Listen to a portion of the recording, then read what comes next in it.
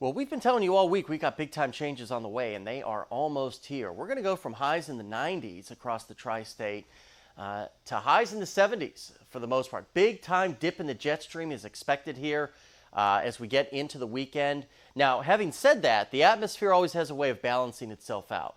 So remember, if it's well below average somewhere, then it has to be well above average somewhere else.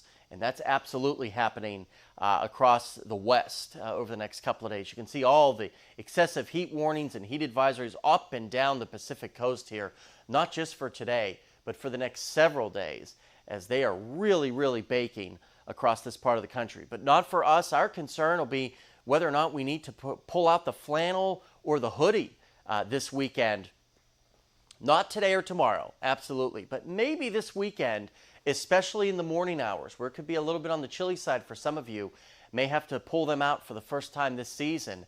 That's the type of air mass that we're dealing with. But very summer-like today. Definitely still shorts and short sleeves weather today. Highs back in the 80s and 90s across the entire tri-state region. Strong southerly flow here today. Should keep things nice and dry. Other than a couple of puffy clouds this afternoon, nothing to worry about. But we get toward tomorrow morning, you see some of those shower chances as that front gets a little bit closer. Now, any rainfall tomorrow is expected to be relatively scattered in nature. You see that here by the lunch hour as that front gets closer. Scattered hit or miss activity, nothing widespread, and really not terribly concerned about widespread severe weather tomorrow as well.